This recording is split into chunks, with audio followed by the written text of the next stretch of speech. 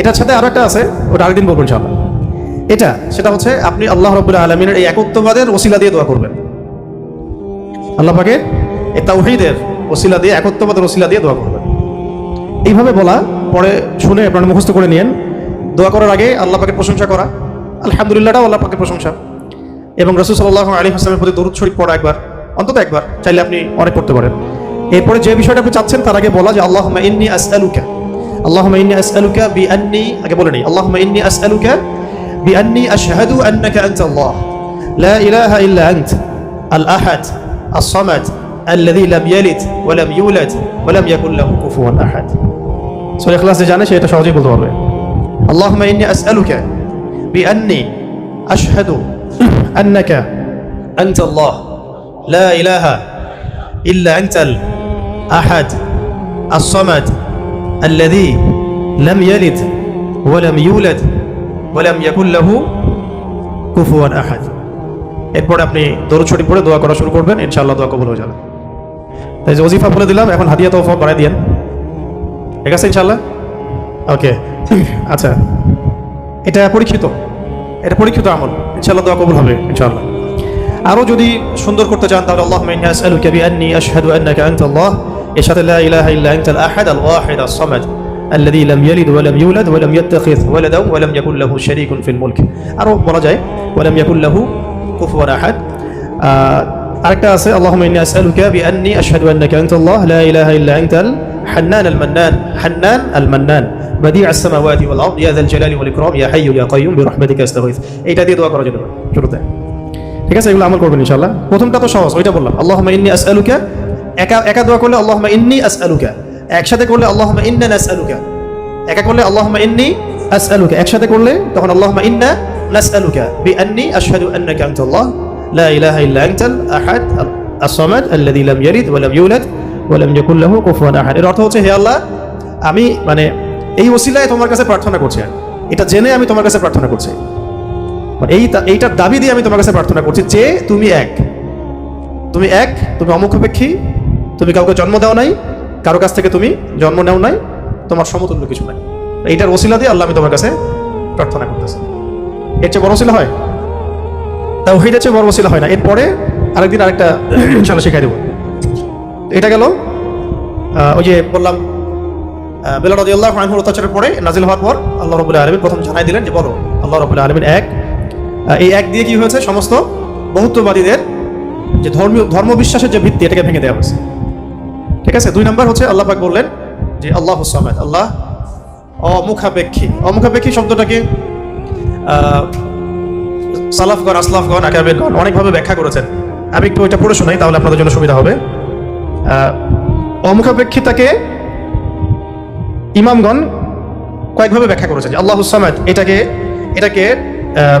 কয়েকটা ভাগে ভাগ করা যায়। যেমন একটু মনে রাখবেন, যেমন আব্দুল্লাহ বিন আব্বাস রাদিয়াল্লাহু আনহু, হাসান বসরি ও সাঈদ ইবনে জুবাইর রাহমাতুল্লাহি আলাইহি বলেছেন যে এর অর্থ হচ্ছে আল্লাহ পাক নির্ভীক, যার কোনো ভয় নাই। আল্লাহুস সামাদ মানে আল্লাহ পাক নির্ভীক, যার কোনো ভয় নাই। এমনিতে আমরা বাংলা বুঝলাম আল্লাহুস সামাদ মানে আল্লাহ পাক অমুখাপেক্ষী, মানে যার কাউকে প্রয়োজন নাই, সমস্ত সৃষ্টির তাকে প্রয়োজন, এবং তিনি সমস্ত সৃষ্টির থেকে অমুখাপেক্ষী, কোনো জরুরত নাই সৃষ্টির কাছে তার। আল্লাহ পাক কারো কাছে রিজিক চান না, আল্লাহ পাক রিজিক চান না। এমন না যে আমরা সবাই আল্লাহর ইবাদত করলে আল্লাহ পাকের শক্তি বেড়ে যাবে, ওটাই না। আল্লাহ পাক যেমন ছিলেন তেমনই থাকবেন। আবার এমন না যে সব মানুষ যদি কুফরি করা শুরু করে আল্লাহ পাকের শক্তি কমে যাবে, কখনোই না। মানে এই পুরো বিশ্ব জাহান সৃষ্টি করার আগে আল্লাহ যেমন ছিলেন, আজও তেমন আছেন, চিরকাল তেমন থাকবেন। আল্লাহ পাক অমুখাপেক্ষী মানে কারো প্রয়োজন নাই। এই জন্য একটা দোয়া আমরা বলি না যে আল্লাহুম্মা কফিনি বিহালালিকা আন হারামিক ওয়া আগনিনি বিফাদলিক আম্মান সিওয়াক, মানে আল্লাহ আপনি আপনার হালাল দিয়ে হারাম থেকে আমাকে বাঁচায় দেন, এবং আপনি ছাড়া বাকি সমস্ত বিষয় থেকে আমাকে অমুখাপেক্ষী রাখেন। তা আমরা যদি আল্লাহর প্রতি মুখাপেক্ষী হই, তাহলে অন্য মাখলুকের প্রতি আমরা কি মুখাপেক্ষী হব? তা আমরা সবার থেকে অমুখাপেক্ষী হয়ে গেলাম। আল্লাহ পাক তার পুরো সৃষ্টি থেকে কি অমুখাপেক্ষী। এটাকে as-সামাদ শব্দ দিয়ে ব্যাখ্যা করা হয়েছে। তো ইমাম আব্দুল্লাহ বিন আব্বাস রাদিয়াল্লাহু আনহুর ব্যাখ্যায় বললাম যে এটা বলা হচ্ছে যে তার কোনো ভয় নাই, তিনি নির্ভীক, তার কোনো ভয় নাই। ইমাম শাআবী রাহমাতুল্লাহি আলাইহি বলেন যে সামাদ হচ্ছেন তিনি যিনি পানাহার করেন না। এক স্কলার এক একভাবে আসলাফগণ ব্যাখ্যা করেছেন। ইবনে জুবাইর রাহমাতুল্লাহি আলাইহি বলেন যে as-সামাদ শব্দের অর্থ হচ্ছে তিনি সমস্ত গুণ এবং কর্মে নিখুঁত, হযরত কাতাদা রাহমাতুল্লাহি আলাইহি বলেন যে সমগ্র সৃষ্টি জগৎ ধ্বংস হওয়ার পর যিনি বাকি থাকবেন তিনি হচ্ছেন আস-সামাদ। সমস্ত সৃষ্টি জগৎ ধ্বংস হয়ে যাওয়ার পরে যার অস্তিত্ব থাকবে তিনি হচ্ছেন আস-সামাদ। সমাদের কত ব্যাখ্যা তারা করেছেন, ঠিক আছে। তারপরে ইকরিমা রাহমাতুল্লাহি আলাইহি বলেছেন যে যার উপর কারো মর্যাদা নাই তিনি হচ্ছেন আস-সামাদ, যার উপরে কারো আর মর্যাদা নাই তিনি হচ্ছেন আস-সামাদ। তারপরে ইমাম রাজি রাহমাতুল্লাহি আলাইহি বলেছেন সামাদ হচ্ছেন তিনি যার উপরে কখনো কোনো বিপদ আপদ আসে না। সামাদ হচ্ছেন তিনি যার উপরে কখনো কোনো বিপদ আপদ আসে না। তারপরে আবুল ওয়াইল শাকিক ইবনে সালামা রাহমাতুল্লাহি আলাইহি বলেন যে সামাদ হচ্ছেন তিনি যিনি সর্বত্র তার কর্তৃত্ব প্রতিষ্ঠা করতে পারেন, সর্বত্র যার কর্তৃত্ব তিনি প্রতিষ্ঠা করতে পারেন। কারো মতে, কোন স্কলারের মতে সামাদ হচ্ছেন তিনি যার কাছে সমস্ত মাখলুককে প্রয়োজন পেশ করতে হয়, যার কাছে সমস্ত মাখলুককে প্রয়োজন পেশ করতে হয়। আর আরেকজন স্কলার তিনি বলেছেন সামাদ হচ্ছেন তিনি যিনি সমস্ত দোষ ত্রুটি থেকে মুক্ত, সমস্ত দোষ ত্রুটি থেকে মুক্ত। এগুলো আরো বিস্তারিত আপনারা পাবেন তাফসীরে জালালাইনের মধ্যে আছে, ঠিক আছে। এখন এই সামাদ শব্দ দিয়ে তাহলে কি করা হচ্ছে, ওই বহুত্ববাদীদের পর যাদের ধর্মবিশ্বাস কিছুটা বাকি থাকে তাদের ভিত্তিটাকে গুড়িয়ে দেওয়া হচ্ছে। তো ইলাহ হতে হবে এমন যার কোনো ভয় নাই, যার কোনো ভয় তাকে কখনো স্পর্শ করে না। ইলাহ হতে হবে এমন একজন সত্তাকে যিনি কারো মুখাপেক্ষী নন। যত স্ট্যাচু আছে এগুলো তো মুখাপেক্ষী, ওকে তো বানানো হয়েছে, সে তো নিজেকে বানায় নাই, সে কারো মুখাপেক্ষী, সে তো খালেক না, সেও মাখলুক। তারপরে যারা মানুষ যারা নিজেদেরকে বিশ্বমঞ্চে বড় বড় করে ফুটিয়ে তোলে বা নিজেদেরকে রবের আসলে অধিষ্ঠিত করার চেষ্টা করে, তারা কি অমুখাপেক্ষী? তারাও মুখাপেক্ষী, সবই মুখাপেক্ষী। আবার ইহুদিরা যে ধর্মবিশ্বাসে চলছে তারা কি অমুখাপেক্ষী? না। নাসারাদের ক্ষেত্রেও সেম, তারা মুখাপেক্ষী। মাজুসিরা তারাও এমন ইলাহের উপাসনা করে যারা মুখাপেক্ষী। শুধুমাত্র মুসলিমরাই এমন একজন ইলাহের উপাসনা করে বা ইবাদত করে, উপাসনা না ইবাদত করে, যিনি অমুখাপেক্ষী, সমস্ত ত্রুটি থেকে মুক্ত, বিচ্যুতি থেকে মুক্ত, যিনি সমস্ত দোষ ত্রুটি থেকে মুক্ত, যিনি হচ্ছেন কারো কাছে কিছু চান না, সবাই তার কাছে চায়, যাকে কখনো বিপদ আপদে স্পর্শ করে না, যিনি পানাহার করেন না, যিনি তার সৃষ্টি এবং কর্মে নিপুণ, এবং যার উপরে কারো কোনো মর্যাদা নাই। এবং যখন সৃষ্টি জগৎ ধ্বংস হয়ে যাবে যিনি বাকি থাকবেন তিনি হচ্ছেন আল্লাহ রাব্বুল আলামিন। এখানে as-সামাদ শব্দের অনেক গভীর কথা আছে, ব্যাখ্যা আছে। এগুলো ইনশাআল্লাহ আমরা আরো পরে সেশনে করবো ইনশাআল্লাহ। আজকে আমরা একটু কোড আলোচনা করতেছি। 3 নম্বরে আল্লাহ রাব্বুল আলামিন বলেছেন যে বলুন হে নবী যে আল্লাহ তিনি লাম ইয়ালিদ ওয়া লাম ইউলাদ। বলুন তো, সামনে কমন নেওয়া হয়েছে, কুল বলুন আল্লাহ এক, আল্লাহুস সামাদ, আল্লাহ as-সামাদ, আল্লাহ অমুখাপেক্ষী। আপনি বলে দিন হে নবী লাম ইয়ালিদ ওয়া লাম ইউলাদ।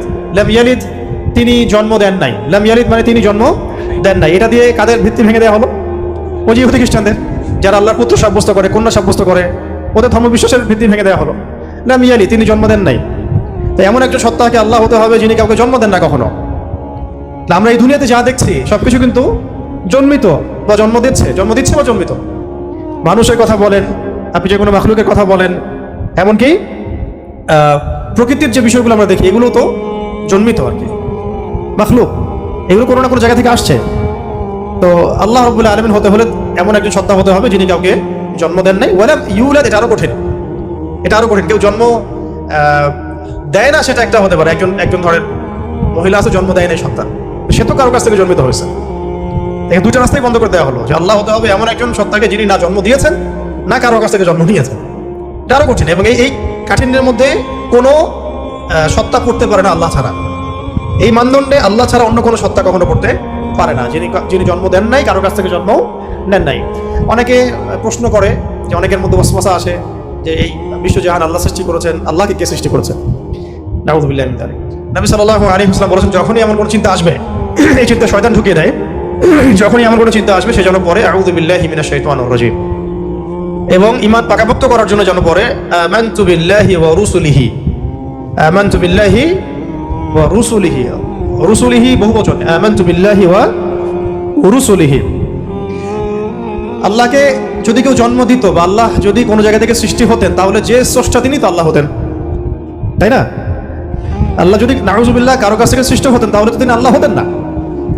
এমন একজন সত্তাকে আল্লাহ হতে হবে যিনি সৃষ্টি নন, যাকে কেউ সৃষ্টি করে নাই, বরং তার কাজ সৃষ্টি করা।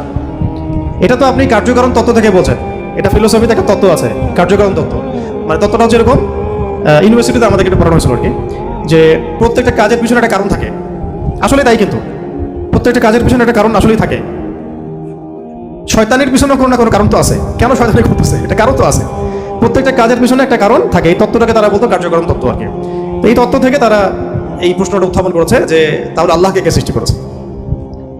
ঠিক আছে, এখানে এই তত্ত্বটা নিজেই তার দোষে ত্রুটিযুক্ত আর কি। আল্লাহকে যদি কেউ সৃষ্টি করে তাহলে সে আল্লাহ হবে, তাকে কেউ সৃষ্টি করলে সে আল্লাহ হবে, তাকে কেউ সৃষ্টি করলে সে আল্লাহ হবে। এইভাবে আপনি কোথায় গিয়ে শেষ করবেন? যেখানে আপনার চিন্তার জগৎ শেষ হবে সেখান থেকে আল্লাহ রাব্বুল আলামিন শুরু হবে ইনশাআল্লাহ। ব্যাপারটা এরকম। তো আল্লাহ রাব্বুল আলামিন কাউকে জন্ম দেন নাই, কারো কাছ থেকে জন্ম নেন নাই, সহজ কথা। আর এখান থেকে ইহুদি এবং খ্রিস্টানদের যে ধর্মভিত্তি এটাকে একেবারে ভেঙে দেওয়া হয়েছে।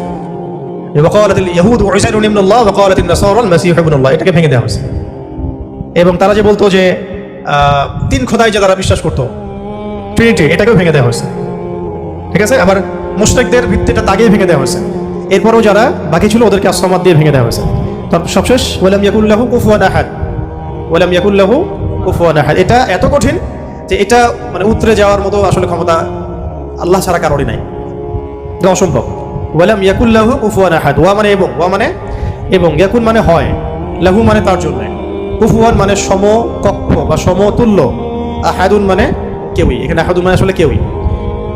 ওয়া মানে এবং, লাম ইয়াকুন, ওয়ালাম ইয়াকুন এবং হয় না, লাম মানে না, লাম হচ্ছে অতীতকালে নাবাচক বোঝায়, অতীতকালে নাবাচক, এগুলো মনে রাখবেন। ওয়া মানে এবং, ওয়াবের দুটো অর্থ হয় আল কোরআনে, কখনো কখনো শপথ বা কসম অর্থে আসে, কখনো কখনো এবং অর্থে আসে। যেমন ওয়া তিন ফলের কসম, ওয়াল আসরি সময়ের কসম। আর এখানে ওয়া জবর মানে হচ্ছে এবং, ওয়ালাম লাম হচ্ছে অতীতকালে নাবাচক, অতীতকালে নাবাচক। যেমন আমি কখনো বলিনি, আমি করিনি, আমি যাইনি, এগুলো বোঝাতে লাম শব্দ প্রয়োগ করা হয়। ঠিক আছে, ওয়ালাম ইয়াকুন, ইয়াকুন মানে হয়, লাম ইয়াকুন মানে হয় না, ওয়ালাম ইয়াকুন এবং হয় না, এবং হয় না, লাহু মানে তার জন্য, লাহু মানে তার জন্য বলতে এখানে আল্লাহ দিকে নিসবত করা হচ্ছে। ওয়ালাম ইয়াকুন লাহু, তার জন্য হয় না, কি হয় না, কুফুয়ান, মানে কুফু মানে কি, সমতুল্য, সমকক্ষ। অনেকে বলেন না বিয়ের ক্ষেত্রে কুফু দেখতে হয়, সমতুল্য, সমকক্ষ, সামঞ্জস্যতা। আহাদ কেউই, মানে তার সমতুল্য সমকক্ষ কেউ নাই, তার সমতুল্য সমকক্ষ কেউ নাই। এটা হচ্ছে আরো কঠিন, কারণ একজন ধরেন আহাদ উতরে আসলো, সমাধি গিয়ে শেষ হয়ে গেল। কেউ হয়তো বলছে লাম ইয়ালিদ ওয়া লাম ইউলাদ, এটাকে কোনোভাবে ব্যাখ্যা করছে, ধরেন কোনোভাবে উল্টাপাল্টা ব্যাখ্যা করছে, কিন্তু শেষে গিয়ে এসে কিন্তু আর পারবে না। ওয়ালাম ইয়াকুল লাহু কুফুয়ান আহাদ, তার সমতুল্য কিছুই নাই। ধরেন আপনি বললেন যে এই মূর্তিটা নাউজুবিল্লাহ একটা দেবতা, কেউ বললো হয় কোন মুশরিক, তাহলে এই মূর্তি একটা না, এই মূর্তি আরো অনেক আছে, সামঞ্জস্য আছে। কেউ যদি বলে এই নক্ষত্রটা তার ইলাহ, নাউজুবিল্লাহ, এই নক্ষত্র একটা না, তার সামঞ্জস্য আরো আছে, সিমিলারিটিস আছে। ঠিক আছে, কেউ বললো যে অমুক নবীর সন্তান আল্লাহর পুত্র, নাউজুবিল্লাহ, এই নবীর সন্তান একজন না, আরো বহু নবী আছে তাদের সন্তান হয়েছে। এইরকমই ওয়ালাম ইয়াকুল লাহু কুফুয়ান আহাদ হচ্ছে এমন একজন সত্তাকে আল্লাহ হতে হবে যার সাদৃশ্য কিছু নাই, লাইসা কামিথলিহি শাই, তার সমতুল্য, তার মতো কিছু নাই। অনেকে আল্লাহ পাকের এই যে হাত, আল্লাহ পাকের চেহারা, আল্লাহর হাসি, আল্লাহর ক্রোধ, এগুলোকে ব্যাখ্যা করতে গিয়ে আকীদার ক্ষেত্রে এমন এমন কিছু ব্যাখ্যা করেছে যেখানে আল্লাহ পাককে মাখলুকের সাথে সাদৃশ্য করে দেওয়া হয়েছে। এবং তারা আবার বলছে এটা নাকি আহলে সুন্নাহ ওয়াল জামাআর আকীদা। এটা একটা বাজে বিষয়, এটা একটা বাজে কথা। আল্লাহ রাব্বুল আলামিনের জাত এবং সিফত সম্পর্কে আমরা ইনশাআল্লাহ আরেকদিন বিস্তারিত কথা বলবো। ঠিক আছে, এতটুকু বলছি এখন যে আল্লাহ আল্লাহই, তার মতো কোনো কিছুই নাই। যেখানে আল্লাহ পাক বলেছেন তার চেহারা, এটা চেহারার অর্থ ইশারা কি সেটা আল্লাহ পাক জানেন। ওটা আমি যদি এখন মনে করতে যাই যে এটা এরকম চেহারা, চোখ নাক মুখ কানওয়ালা, তো এটা শিরক হয়ে যাবে। তো আর কি, আল্লাহ পাক কোনো মাখলুকের সাদৃশ্য না, ওয়ালাম ইয়াকুল লাহু কুফুয়ান আহাদ, লাইসা কামিথলিহি শাই, তার মতো কিছু নাই। ঠিক আছে, তো আল্লাহকে কোনোভাবেই এরকম কোনো ব্যাখ্যার মধ্যে আনা যাবে না। যেমন অনেকে বলেন না যে আল্লাহ পাক কোথায় আছে। তো এখন আপনি প্রশ্ন করলেন যে আল্লাহ রাব্বুল আলামিন কোথায় আছে, কেউ বলছে আরশের উপরে আছে, আরশের। আল্লাহ পাকের ক্ষেত্রে এমন দিক সাব্যস্ত করা যাবে না, উপরে নিচে ডানে বামে, এভাবে না। এটা ইস্তাওয়ার অর্থ কি, সেটা আল্লাহ পাক যেভাবে বলেছেন ওইটুকুতে চুপ থাকা আর কি, ব্যাখ্যা করতে না যাওয়া। এমনকি আল্লাহ পাক আর রহমান আর রহিম, এটাকে এইভাবে ব্যাখ্যা করা যাবে না যে কেমন রহমান, আমাদের মতো রহমান, আমাদের মতো দয়াময় কি, আল্লাহর দয়া আল্লাহর মতো, আল্লাহ পাকের দয়া আল্লাহর মতো, আল্লাহর ক্রোধ আল্লাহর মতো, আল্লাহর মানে কারো প্রতি সন্তুষ্ট হওয়া তার মতো, তার নিজের জাত এবং সিফতের মতো, আমাদের কোনো মাখলুকের মতো না। আবার আল্লাহ পাকের দিকে কোনো দিকও সাব্যস্ত করা যাবে না যে আল্লাহ উপরের দিকে, নিচের দিকে, ডানের দিকে, বামের দিকে। এইগুলো মানে খুব সূক্ষ্ম বিষয় আকীদার, এবং আকীদার এই বিষয়গুলো সমাজের মধ্যে অনলাইনের মাধ্যমে এত ফিতনা সৃষ্টি হয়ে গেছে যেগুলো আসলে অনেক সময় জেনারেল ভাইরা এখানে ডুবে যাচ্ছে না।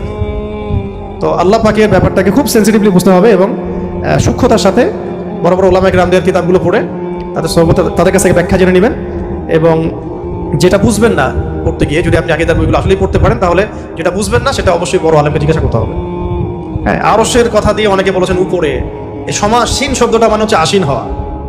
এই যে আমি বসে আছি এখন চেয়ারের উপরে, আমি এখন চেয়ারের উপরে সমাসীন হয়ে আছি আমি এখন, এটা কি সমাসীন শব্দটা ঠিক হবে? তাহলে আল্লাহ পাক কি বসে আছেন? নাউযুবিল্লাহি মিন যালিক। কোন হালতে আছেন আপনি জানেন? আমরা জানি। আল্লাহর হালতে আছে। আল্লাহ পাক যেভাবে থাকা দরকার তার শান মর্যাদা অনুযায়ী আল্লাহ পাক আছে। এই ব্যাপারগুলো খুব সূক্ষ্ম, কিন্তু এই জন্য আমি বলছি এটার আরেকটা দার্স লাগবে পরের ক্লাসে ইনশাআল্লাহ। ওই দিন আমরা তাওহীদের পুরো বিষয়গুলো, খুঁটিনাটিগুলো জানবো ইনশাআল্লাহ। পাশাপাশি শিরকের বিষয়গুলো লিস্ট করা হচ্ছে, যতগুলো কাজ শিরক এগুলো আপনাদেরকে বলে দেবো ইনশাআল্লাহ। মানে এখন যেগুলো দেখা যায়, এছাড়াও আরও অনেক শিরক আছে যেটা সামনে আসবে আর কি। হ্যাঁ, আসতে পারে, কারণ যেভাবে যুগ বদলায় সেভাবে শিরকের ভেরিয়েন্টও বদলাচ্ছে। যেভাবে যুগ বদলাচ্ছে না, শিরকের ভেরিয়েন্টও বদলাচ্ছে, কিন্তু উসুলগুলো জানা থাকলে আমরা ভুল করবো না ইনশাআল্লাহ। ঠিক আছে, তো আমরা এখানে সূরা ইখলাসের মূল কয়টা অর্থ জানলাম, সরল অনুবাদ। তার অর্থ ধরলে পারবেন তো এখন থেকে ইনশাআল্লাহ। কুল শব্দের অর্থ বলুন, কাকে বলতে বলা হচ্ছে?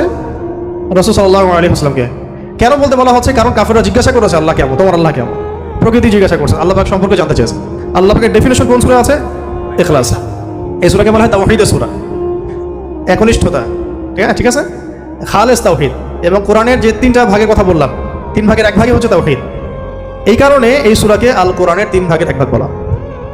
এখন বুঝতে পারছেন যে হাদিসে আসছে না যে এই সূরা ইখলাস হচ্ছে কোরআনের 1/3 সমান।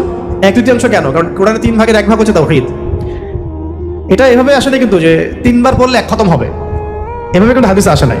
এটা ব্যাখ্যা, ওলামা কেরামদের, আসলাফদের অনেকের ব্যাখ্যা যে 3 বার পড়লে হয়তো 1 খতমের নেকি হয়ে যাবে ইনশাআল্লাহ। হতেও পারে, আল্লাহ পাক দিতেই পারেন, আল্লাহ পাক দিলে আমার সমস্যা কি? তো এইভাবে হাদিসে আসে না যে 3 বার পড়লেই 1 খতমের নেকি হবে, এভাবে হাদিসে আসে না। আসছে যে এই সূরা হচ্ছে কোরআনের 3 ভাগের 1 ভাগ, 1/3 সমান। 1/3 সমান, এটা একটা ব্যাখ্যা যে কোরআনের 3 ভাগের 1 ভাগ জুড়ে তাওহীদ আছে। বাকি 1 ভাগ কি আছে? বাকি 1 ভাগ আছে না, বাকি 1 ভাগ আছে ইতিহাস, হিস্ট্রি, পূর্ববর্তী নবীদের অনেক ঘটনা, এগুলো আছে 1 ভাগ। ঠিক আছে, আর 1 ভাগ আছে আহকাম, হুকুম আহকাম, এগুলো করো এগুলো করো না, হ্যাঁ, দিক নির্দেশনা। আর এমনি আমরা বলছি আমাদের দিনের যে মূল 3টা ভিত্তি, সেটার মধ্যে একটা হচ্ছে তাওহীদ, একটা রিসালাত, একটা হলো আখিরাত।